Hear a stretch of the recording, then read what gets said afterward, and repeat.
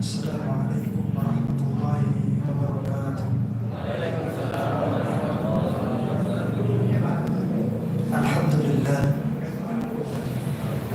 alladzi bi ni'matihi tatimmu shalihat. Walhamdulillah alladzi azina lana bi dzikrih.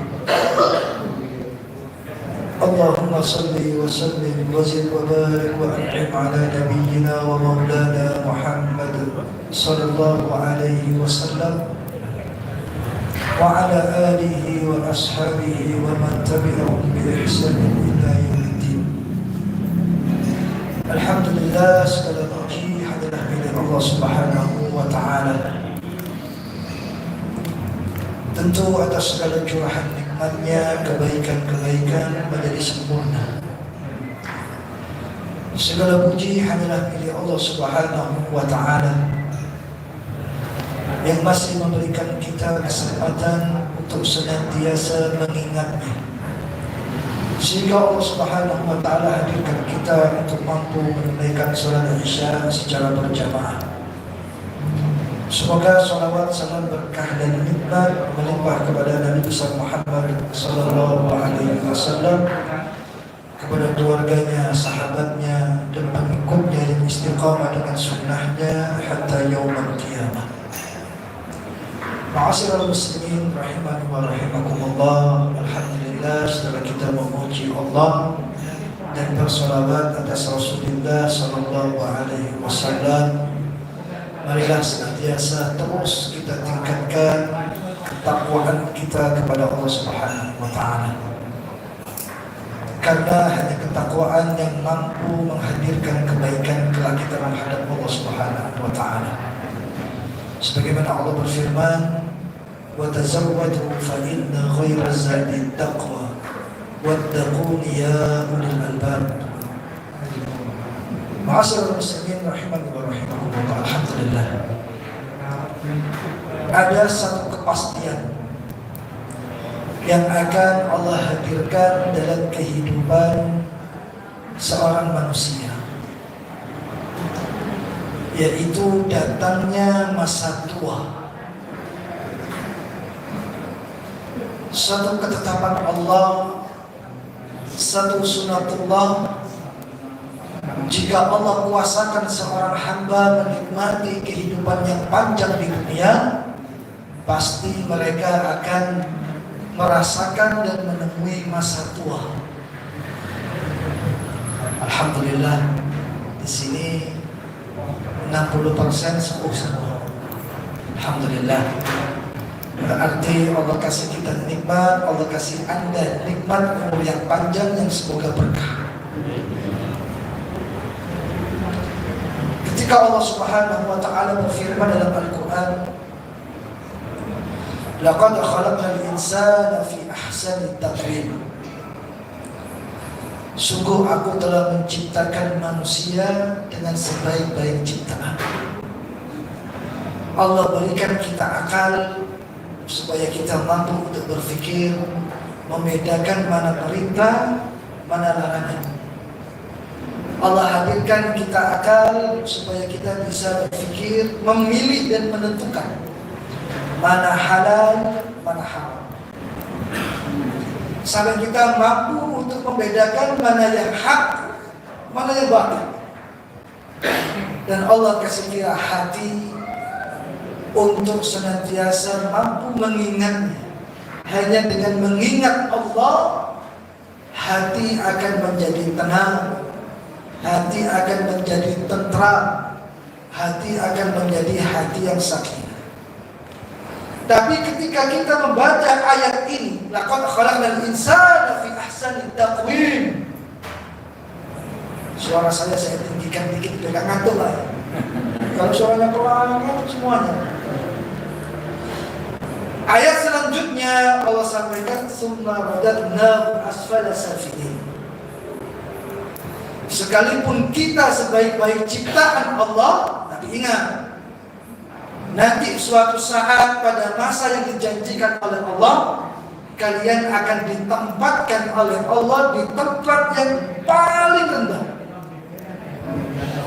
Ada dua hal pengertian dalam tempat yang rendah itu seperti apa? Yang pertama, Allah akan temukan kita dengan masa tua.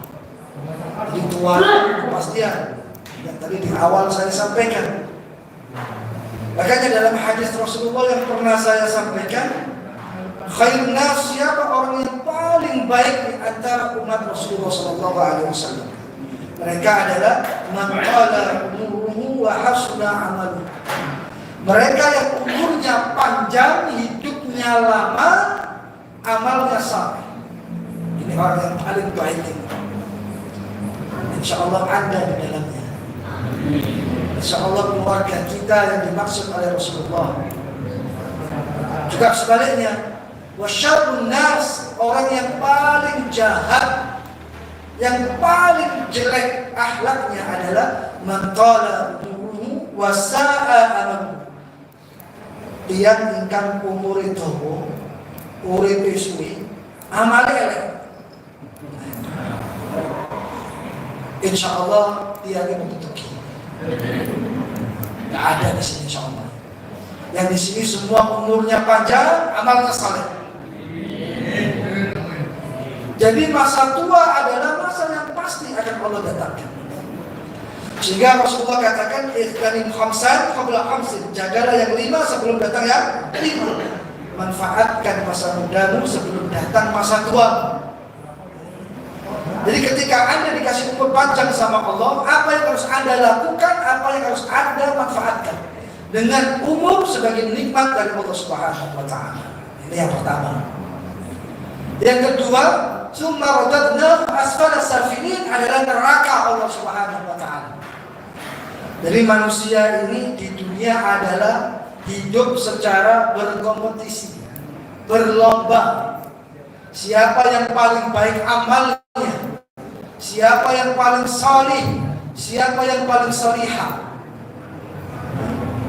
Kalau mereka tidak mau bertarung dan berkompetisi di dunia dengan amal salehnya, summa radadnahu asfala safilin, Allah akan tempatkan dia di kerak neraka yang paling dalam. Jadi sekalipun kita ini sebaik-baik ciptaan, apa yang harus kita lakukan? Itu pertanyaan yang harus dijawab. Makanya secara umum bisa dikatakan bahwa agama ini hanya terdiri dari dua hal saja. Agama Islam ini hanya terdiri dari dua hal. Yang pertama adalah perintah, yang kedua adalah larangan. Yang pertama adalah melakukan perintah, yang kedua menjauhi larangan. Tidak ada yang lain juga, cuma dua itu saja. Kalau Anda taat kepada perintah Allah, berarti Anda melakukan perintah. Kalau seseorang tidak taat kepada Allah, berarti dia mendurhakai Allah Subhanahu wa taala. Jikalau Anda menjauhi maksiat, berarti Anda menjauhi larangan. Jika orang mendekati kemaksiatan, berarti dia mendurhakai Allah Subhanahu wa taala. Jadi kehidupan ini Pak Bu, wonten kali melakukan perintah, menjauhi larangan. Itu jawab, jangan renungkan. Yang pertama, melakukan perintah, kayak sholat, kayak taklim, kayak membaca Al-Quran, kayak sedekah, kayak menjalin tali silaturahim, apapun ada ketaatan itu. Sering juga disebut sebagai perilaku taat kepada Allah Subhanahu wa taala. Kalau Anda punya waktu, kalau Anda punya kesempatan menikmati kehidupan dunia dengan umur yang diberikan oleh Allah, maka manfaatkan untuk ketaatan. Boten wonten alasan, boten sakit ditawar kalau bicara masalah taat. Karena Allah katakan, "Wa ma khalaqtul jinna wal insa illa liya'budun." Tidaklah aku menciptakan jin dan manusia kecuali mereka untuk taat menghamba ibadah kepada-Ku, kata Allah. Jadi tujuan Allah ciptakan kita, tujuan Allah kasih umur kita, tujuan Allah panjangkan hidup ini adalah untuk ibadah, bukan untuk main-main. Karena setiap langkah kita, setiap tarikan nafas kita, setiap sikap tingkah laku kita itu akan dimintai pertanggungjawaban oleh Allah Subhanahu wa taala. Jadi nggak ada yang gratis di dunia ini. Masuk toilet aja bayar. Apalagi satu kehidupan yang nanti nilainya akan dimintai pertanggungjawaban oleh Allah. Bukan uang itu gratis. Makanya Allah Subhanahu wa taala katakan, "Yauma idzin tuhadditsu akhbaraha." Nanti suatu saat pada hari kiamat, amal kita akan ditampakkan oleh Allah Subhanahu wa taala. Hari ini kita direkam sama Allah. Nanti rekaman dokumentasi itu akan ditampakkan oleh Allah di layar yang besar pada saat amal seseorang dihisab oleh Allah Subhanahu wa taala. Karena Allah katakan, "Yauma idzin tuhadditsu akhbaraha." Pada satu hari yang dijanjikan oleh Allah, di mana amal akan ditampakkan oleh Allah. Di situ tidak ada kebohongan. Di situ tidak ada kedustaan. Di situ tidak ada tipu-tipu. Di situ transparan. Itulah letak keadilan Allah. Oke, ada di dunia bisa berbohong. Mungkin kebohongan kita menutupi kejahatan kita. Di dunia Anda bisa berbohong. Di dunia kita bisa berdusta hanya untuk membenarkan kesalahan kita. Wes salah, tapi ngapusi supaya tidak terdeteksi kesalahannya. Wes salah, tapi ngapusi supaya orang tidak tahu kesalahannya. Itu di dunia kita bisa bermain seperti itu, tapi tidak nanti di hadapan Allah. Tidak ada kedustaan, tidak ada kebohongan. Yauma idzin tuhadditsu akhbaraha, dalam surat Al-Zalzalah. Jadi ketika Allah kasih kita kesempatan hidup, wis taat saja. Islam itu mudah. Hanya kita yang mempersulit. Rasulullah diutus oleh Allah untuk membawa kemudahan dalam ibadah. Hanya orang-orang yang mempersulit dirinya dengan ibadah. Alhamdulillah, saya itu senang sekali kalau ada satu masjid jamaahnya banyak seperti ini. Insyaallah. Mungkin Anda juga akan merasakan kesenangan ketika Anda safar ke suatu tempat, mampir masjid, masjidnya kok ramai jamaah itu, senang Pak. Tapi juga ada masjid sing adzan yo iku, sing qomat yo iku, sing imam yo iku, sing makmum yo iku. Iku wonten. Masjidnya luar biasa, kemudian 3 kali daripada ini. Tapi sing sholat angkatan 65 dan angkatan 45. Yang sepuh-sepuh, memboleh masuk kabeh. Sholat juga. Tapi kalau di sini tidak jauh masuk. Ini satu keberhasilan Pak Takmir. Mana Pak Takmirnya? Ada. Pertahankan 3 periode. Juga ya? Pertahankan 3 periode. Karena tidak ada jabatan selama ini. Karena jabatan hanya titipan Allah Subhanahu wa taala. Masya Allah ini, Masya Allah. Wis ngaji, 3 ngombe, 3 seneng, Masya Allah ini. Sekalipun ngaji terberat itu pada Isya. Tantangan taklim paling berat itu pada Isya. Wis kesel, wis ngantuk gitu kan. Tapi masih semangat gitu kan, Masya Allah. Nah, semoga teh sama seneng ini supaya kita gak ngantuk lah seperti itu. Gak apa-apa dimakan, diminum gak apa-apa. Sambil dengarkan pengajian. Untuk di sawah. Silakan. Kalau kurang nanti bisa ditambah lagi. Kalau cukup tapi. Kalau kurang, jadi donaturnya minggu depan harus tambah lagi. Kalau kas masjidnya tidak mencukupi, ada donatur. Amal soleh. Ini termasuk melakukan ketaatan, melakukan perintah. Bahwa hartamu yang sesungguhnya adalah hartamu fisabilillah. Nah, gitu kan. Yang kedua adalah bisa disebut sebagai menjauhi maksiat kepada Allah Subhanahu wa taala. Jadi kehidupan hanya ada dua, perintah dan larangan. Taati perintah, jauhi larangan. Itu saja. Kalau kita istiqamah di dua hal ini, insya Allah katakan, innal ladzina amanu wa 'amilus shalihati ulaika hum khairul bariyah. Sesungguhnya orang-orang beriman dan orang yang beramal saleh, orang yang melakukan ketaatan dan menjauhi larangan, itu kan amal saleh. Ulaika hum khairul bariyah. Mereka itu pantas untuk ditempatkan oleh Allah dengan sebaik-baik tempat, yaitu surga. Dan Allah katakan itu dalam Al-Quran. Bukan saya yang menyampaikan, itu Allah. Bahkan secara umum Allah sampaikan, wallahu yad'u ilal jannah. Allah itu ngajak kita masuk surga. Bahkan Rasulullah juga mengatakan, kullu ummati yadkhuluna jannah. Seluruh umatku masuk surga illa man aba, kecuali yang enggak mau masuk surga. Ini adalah kabar gembira wahai umat Rasulullah SAW. Makanya jika direnungkan, alat yang dilakukan oleh seseorang, alat yang digunakan oleh seseorang untuk melakukan dua hal itu sama, yaitu anggota tubuh. Orang melakukan ketaatan dengan anggota tubuh. Orang melakukan maksiat dan dosa juga dengan anggota tubuhnya. Orang melakukan perintah juga dengan anggota tubuh. Orang menjauhi maksiat juga dengan anggota tubuh. Makanya semua ini akan diminta pertanggungjawaban oleh Allah Subhanahu wa taala pada suatu hari ketika mulut dikunci oleh Allah Subhanahu wa taala. Mulutnya kita ini dikunci sama Allah. Lah Jawa Timur itu mantap. Lambih ini dikunci sama Allah. Digembok sama Allah.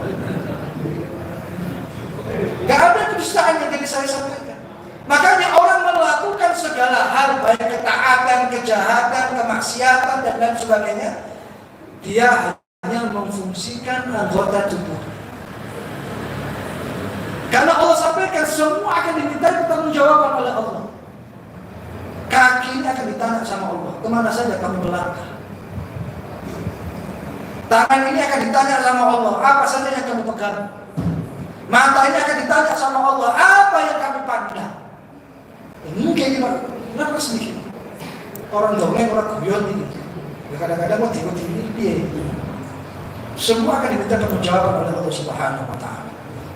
Yang semula Allah Subhanahu wa taala menciptakan tubuh manusia ini sebagai nikmat untuk mereka nikmati dan amanah untuk mereka jaga. Anggota tubuh ini Pak, itu amanah sebenarnya. Amanah yang Allah titipkan sama Allah. Yang semua nanti akan kembali kepada Allah Subhanahu wa taala. Sekalipun ruh yang kita miliki akan diambil oleh Allah Subhanahu wa taala ketika ajal kita sudah didatangkan dan ditentukan oleh Allah. Jasad yang kita cintai ini juga akan kembali kepada wujudnya, yaitu tanah. Insyaallah. Orang yang sekarang berhias untuk tubuhnya, bersolek untuk tubuhnya, semua itu akan kembali menjadi tanah. Akan menjadi sebuah. Jadi apa yang harus kita lakukan, kita manfaatkan dalam kehidupan ini? Kalau kita tahu nanti kita akan balik kepada Allah. Makanya ayatnya apa? Inna lillahi wa inna ilaihi raji'un. Sesungguhnya semua ini milik Allah Subhanahu wa taala dan semua akan kembali kepada Allah. Kalau kita tahu kita ini akan balik kepada Allah, jadi pertanyaannya apa yang harus kita lakukan? Saya kasih contoh. Orang untuk melakukan aktivitas kesibukan dunia itu persiapannya luar biasa. Jangan nanti ketemu orang kajengi maka umroh, kajengi maka haji. Itu persiapan itu. Persiapan fisiknya, persiapan hartanya, mempersiapkan bekalnya. Itu umroh, apalagi haji. Wis ini pirang-pirang tahunnya sudah tiba, saatnya dia berangkat. Mungkin masih banyak yang dia sibukkan dengan dirinya untuk mempersiapkan berangkat ke Baitullah. Loh itu kan sesuatu yang pasti. Kita mempersiapkan diri kita untuk melakukan aktivitas ibadah dunia. Persiapannya luar biasa. Jenengan kalau nanti umroh, persiapannya pasti ada saja. Nanti kalau jenengan ditakdirkan haji sama Allah, persiapannya ada saja. Loh ini persiapan yang harus kita siapkan, kepastian kita menghadap Allah. Apa yang sudah kita persiapkan? Menuju negeri abadi, yaitu akhirat. Kehidupan yang tidak ada kematian lagi setelah kematian dunia. Di situ manusia hanya akan berdiam pada dua tempat saja. Kalau nggak neraka ya surga. Itu kan kepastian. Kenapa kok masih leda-leda? Nggak mempersiapkan diri untuk menemui Allah Subhanahu Wa Taala dengan amal saleh. Nggak mungkin kita selama di dunia, nggak mungkin. Anda ingin hidup berapa lama? 200 tahun? Kesuwen. Pengen hidup 100 tahun? Mau apa dengan 100 tahun? Mau apa? Gak bisa apa-apa. Mau apa dengan 200 tahun? Gak bisa apa. Ketika Allah beri kita kekuatan, manfaatkan kekuatan itu untuk ibadah. Maksudnya seperti itu.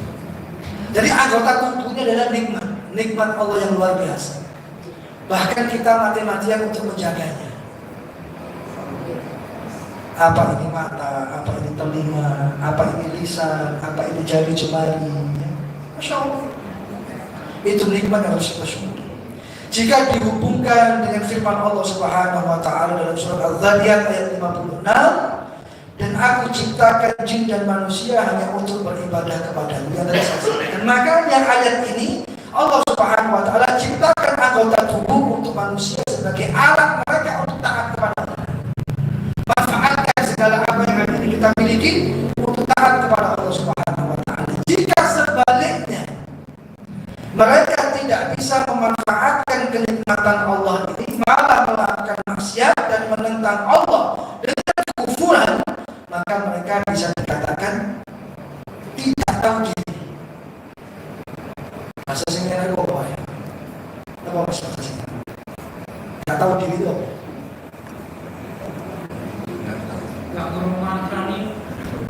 Orang rumang sani. Ngomong nggak tahu diri, sing enak ini kurang aja. Bahasa Jawa Timur kurang ajar. Itu nggak tahu diri. Sudah dikasih nikmat sama Allah dengan kesempurnaan ciptaan, tapi tidak bisa memanfaatkan ciptaan dengan nikmat yang melekat pada dirinya, malah digunakan maksiat. Ini nggak tahu diri. Benar-benar nggak tahu diri. Alhamdulillah kita orang yang masih tahu diri. Mana buktinya ya ketaatan yang kita lakukan? Jadi kita masih mempercayai nikmat Allah Subhanahu Wa Taala yang melekat pada diri kita. Makanya seorang ulama bahkan mengatakan itu adalah kekufuran terbesar. Orang kalau tidak bisa memanfaatkan anggota tubuhnya, jiwanya dalam ketaatan, itu adalah kekufuran yang paling besar. Kalau saya bahasakan, kejahatan yang luar biasa. Saya sampaikan kejahatan yang paling jahat di dunia ini apa? Apa? Kejahatan yang paling jahat di dunia ini apa?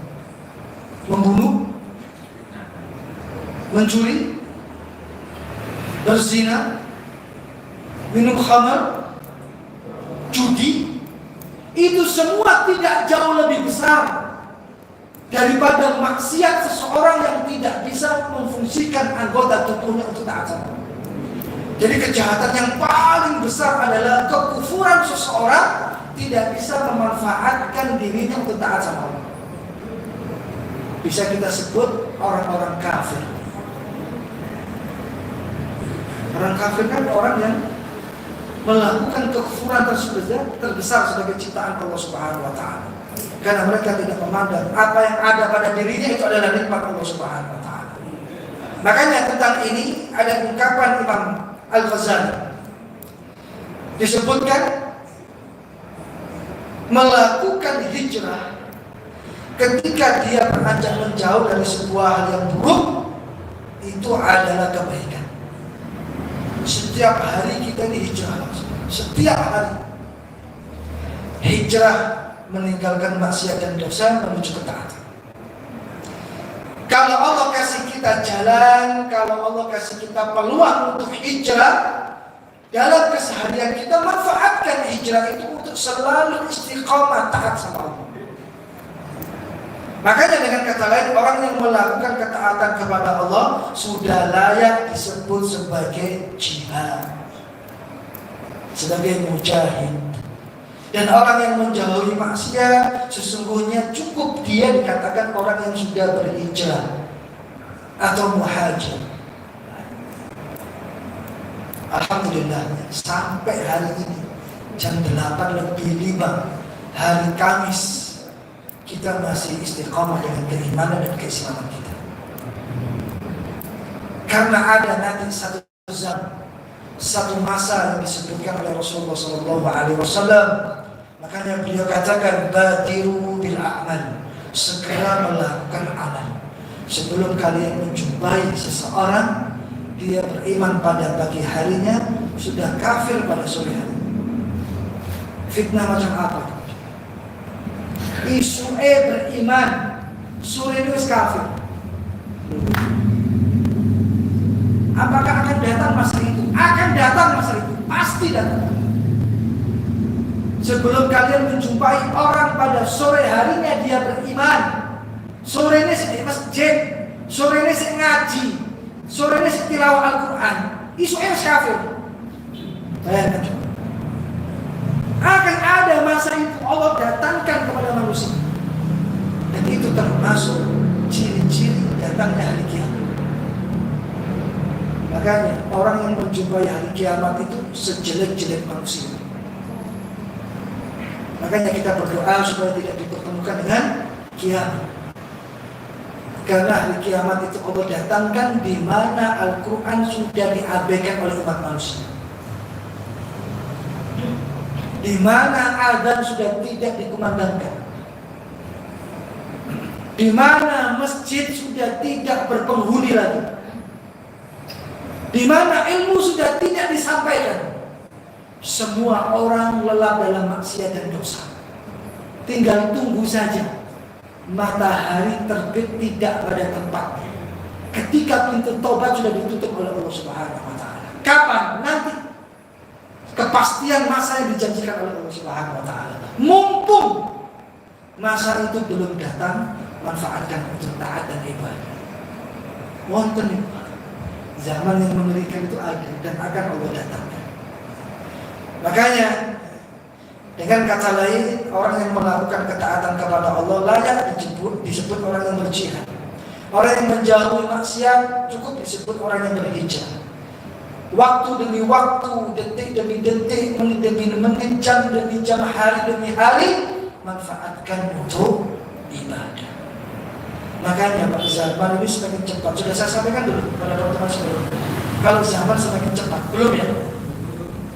Zaman ini akan semakin cepat. Bahkan Rasulullah mengatakan, la taqumus sa'ah. Allah tidak akan datangkan hari kiamat sebelum kalian menjumpai ciri-ciri. Ciri yang besar, yang paling dominan. Ibnu Hajar Asqalani ketika membaca hadis ini kurang lebih 800 tahun yang lalu, dia mengatakan, ini di zaman saya 800 tahun yang lalu. Ketika baca hadis ini dia mengatakan, ini saya rasakan di zaman saya. Tapi hari ini hadis ini sampai sama kita.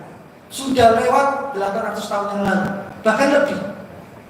Rasulullah mengatakan, la taqumus sa'ah. Tidak akan Allah datangkan hari kiamat. Padahal kiamat kan kepastian. Bahkan rukun iman yang 6 kita diperintahkan untuk mengimani datangnya hari kiamat. Tapi Rasulullah katakan, la taqumus sa'ah, kiamat akan datang sebelum kalian menjumpai ciri-ciri. Yang pertama adalah yuqbatul ilmi. Ilmu diangkat sama Allah. Bagaimana cara Allah mengangkat ilmu? Ada yang bisa jawab? Allah wafatkan orang-orang saleh. Allah wafatkan para ulama. Kalau ada orang saleh meninggal, kalau ada ulama meninggal, Bersedilah Anda. Karena itu salah satu kekuasaan Allah yang ditunjukkan kepada kita, bahwa Allah akan datangkan kiamat yang besar. Ilmu diangkat sama Allah. Berarti semakin banyak ulama yang meninggal, bertambah kebodohan manusia. Gimana? Kan gitu hitungannya. Orang alim sudah banyak yang meninggal, orang bodoh semakin banyak. Itu otomatis. Karena kebodohan manusia akan sampai ketika mereka menjumpai hari kiamat. Itu yang pertama. Yang kedua, wa taqarraba zaman. Zaman semakin cepat. Artinya waktu ini semakin cepat. Jadi kan merasakan kayak kira-kira waktu kok cepat yo. Dia Pak Mata merasakan. Kita merasakan. Zaman dulu dengan zaman sekarang itu beda. Labian koyok semua waktu. Karena berkahnya itu Allah hadirkan. Wa taqarraba zaman, Rasulullah katakan, kalau kita menjumpai zaman kok semakin cepat, berarti kiamat akan semakin dekat datangnya. Bahkan Rasulullah katakan, as-sanatu kasyahr. 1 tahun seperti 1 bulan. Kan gak kerasa Pak? Tiba-tiba mau Ramadan, sudah dibentuk panitia Ramadan sih. Belum, yang segera dibentuk panitia Ramadan. Kadang-kadang awak dewi kagetan, gumunan. Kok cepat ya umur-umur Ramadan? Nah biar sampai ini. Memang Allah hadirkan waktu semakin cepat, waktu ini cepat ya. Kadang-kadang kita nggak sadar pada perkembangan anak kita. Lekor kok, wis gede lho. Ya padahal sini keimanan, sini rawat. Ya Allah, anakku tiba-tiba sampai kuliah, nggak kekosong. Ya Allah, tiba-tiba aku ada mantu. Berarti aku setuai. Tiba-tiba mau mantu, gak kerasa, gak sadar dia kalau mau mantu. Begitu cepatnya zaman. As-sanatu kasyahr. 1 tahun seperti 1 bulan. Asyahru kal jumu'ah.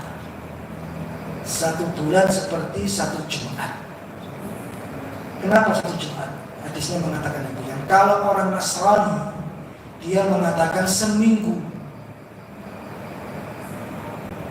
Kosakata yang biasanya kita pakai, seminggu. Itu adalah apa ya? Kosakatanya orang Nasrani, seminggu. Kalau orang Yahudi apa? Sesabtu. Kalau orang Islam sejumat. Tapi gak enak ya, sejumat. Kita lanjutkan pengajian pada hari ini sejumat kemudian. Kalau seminggu kemudian kan enak, kan biasa. Kalau Islam sejumat sepekan lah. Sama seperti seminggu, sama seperti sesabtu. Kalau orang Islam sejumat. Asyahru kal Jumat.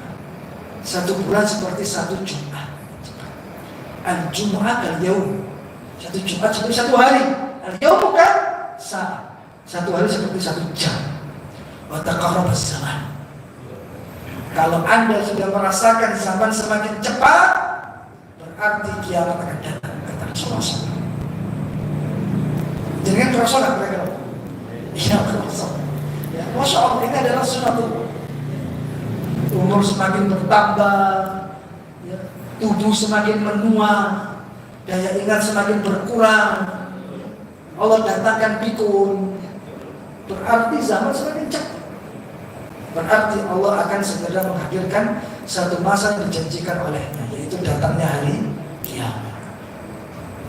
Makanya tatkala kita ditimpa musibah, sering kita bertanya. Kalau kita dapat ujian, Pak, kalau kita dapat musibah, pertanyaan yang sering muncul apa? Mengapa ini terjadi pada diri saya? Lalu dia diuji sama Allah, dikasih musibah sama Allah. Mesti batin Rasulullah. Kok aku sih oleh ujian ini? Kok gak mau beliau? Kok aku? Dia merasa, kenapa kita bertanya pada diri kita sendiri?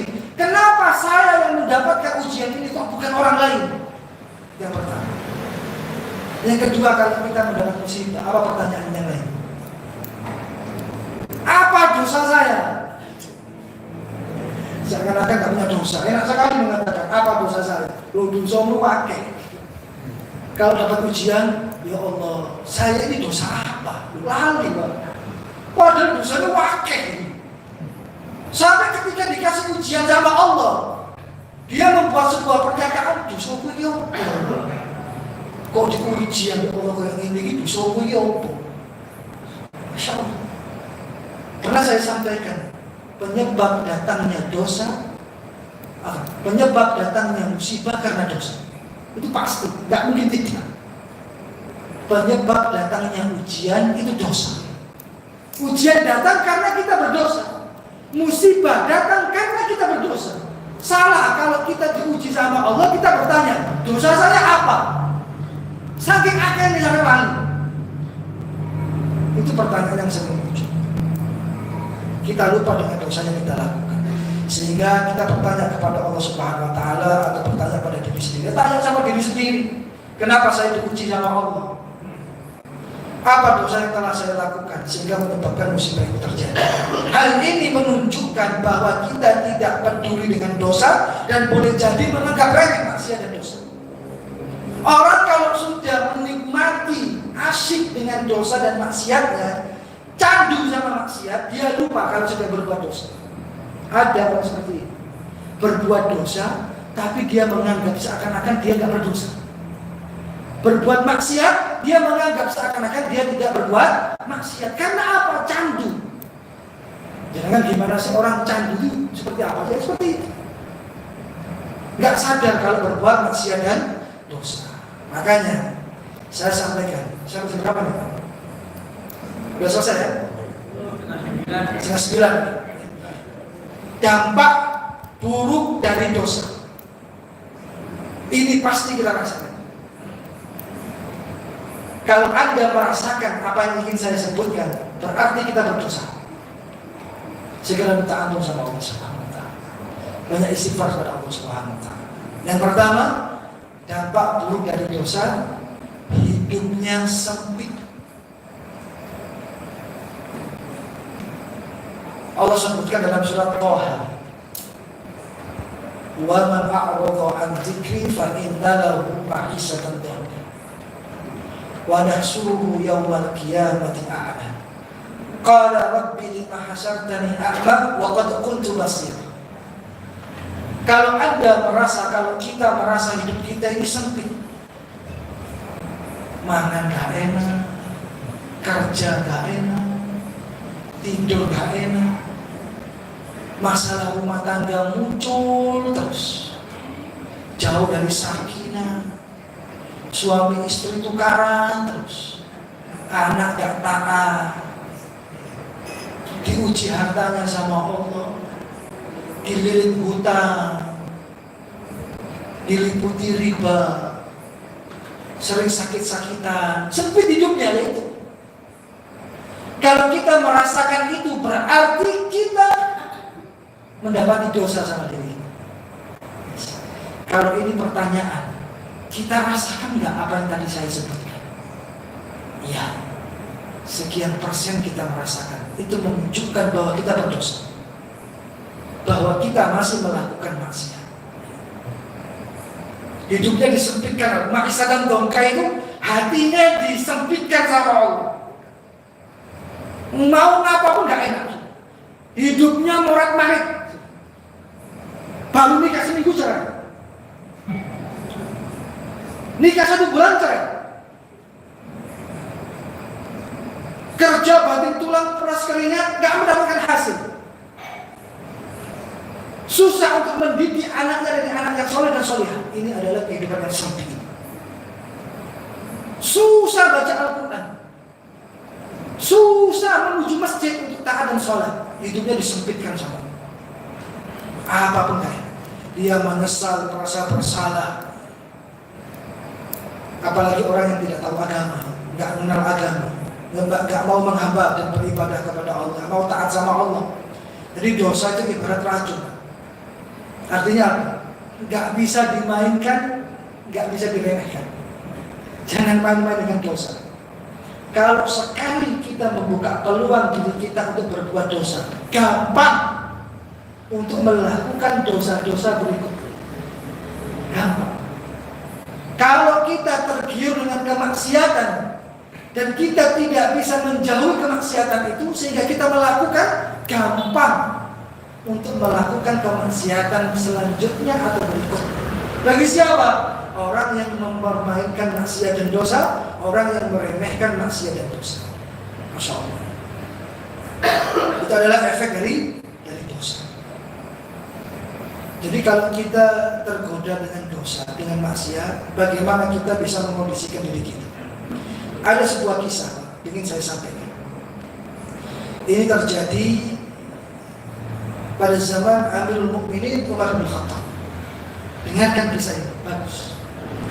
Supaya kalau kita dihadapkan oleh Allah pada masalah yang seperti ini, ternyata ada kisah yang menginspirasi diri kita. Pada zaman Amirul Mukminin Umar bin Khattab, ada seorang pemuda yang rajin ibadah. Wonten pemuda rajin ibadah, subuh masjid terus. Dia melazimi datang ke masjid untuk menunaikan sholat 5 waktu. Berjalan dari rumahnya ke masjid tiap hari 5 waktu. Pemuda ini, Umar bin Khattab ketika melihat pemuda ini juga menaruh simpati. Masya Allah, pemuda ini orang soleh. Mesti ketika dia jumpa dengan pemuda ini, Umar itu simpati, puji gitu. Masya Allah, soleh sekali kan anak ini, soleh sekali pemuda ini. Dan pemuda ini memiliki seorang ayah yang sudah tua, yang sudah lanjut usia. Sudah menjadi kebiasaan pemuda ini, setiap selesai sholat isya, dia selalu nyambangi bapaknya. Setelah sholat isya, gak langsung mulai, mampir sama bapaknya. Tiap hari seperti itu. Ujiannya di mana?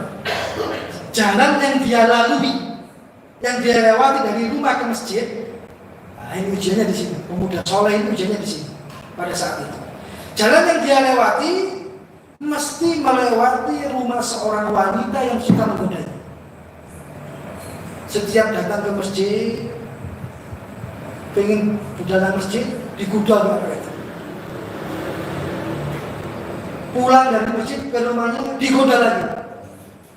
Karena pemuda ini tampan, digoda terus. Hingga suatu malam pemuda itu melewati jalan tersebut, wanita itu terus menggoda dan merayu pemuda ini untuk diajak maksiat. Kan ini kan bahasanya yang colong juga. Mas, sama-sama kan griya kula mboten apa. Digoda pemuda ini. Mas, sakit kenalan mboten? Goda. Setiap hari dia melakukan itu. Setiap jalan yang dia lewati untuk menuju dan pulang balik ke rumah.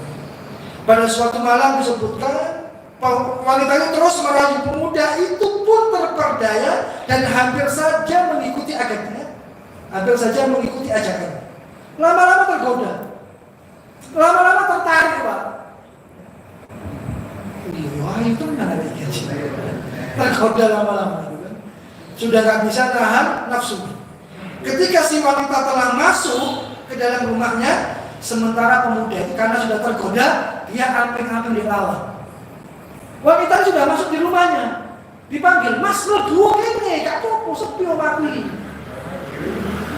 Pemuda ini lagi amping-amping di depan pintu, melebu kali, melebu orang. Lah melebu, lah lama nih. Dia sudah di awal pintu pemuda ini. Tiba-tiba dia ingat dan mengingat Allah Subhanahu wa taala, refleks, Pak. Tiba-tiba lisannya membaca firman Allah Subhanahu wa taala dalam surat Al-A'raf ayat 201. Innal ladzina taqaw idza massatuhum ta'ifun minasyaiton tadzakkaru fa idahum mubsirun. Wes dengar apa lawan sama wanita ini diceluk, Mas mlebu. Tiba-tiba orang ini refleks dengan lisannya ingat firman Allah Subhanahu wa taala. Sesungguhnya orang-orang yang bertakwa bila ditimpa was-was dari syaitan, mereka ingat kepada Allah, maka ketika itu juga mereka melihat kesalahan-kesalahannya. Setelah membaca ayat ini dia pingsan. Kemudian, Masya Allah, dia selamatkan dari maksiat dan dosa. Hampir saja melakukan maksiat, ingat firman Allah. Ketika membaca ayat ini tiba-tiba dia pingsan. Jadi hati kita tuh harus peka. Ketika dihadapkan dengan maksiat, ingat sama Allah. Yang pernah saya sampaikan, kisah Yusuf alaihissalam. Yusuf kan sudah tergoda dengan wanita itu. Tergoda Yusuf itu, Nabi itu. Tapi muncul wajah bapaknya seakan-akan menepuk pundaknya. Yusuf, apakah engkau mau melakukan perbuatan kecil sehingga engkau merusak keturunan yang mulia dan diriku sebagai bapakmu? Yusuf mengatakan, ini ma'adallah, astagfirullah. Dia minta ampun kepada Allah dan dia mengatakan, aku bersama Allah Subhanahu wa ta'ala. Dia urungkan niatnya ketika tergoda dengan wanita itu. Makanya ketika kita dihadapkan maksiat dan dosa, refleks, ingat sama Allah itu.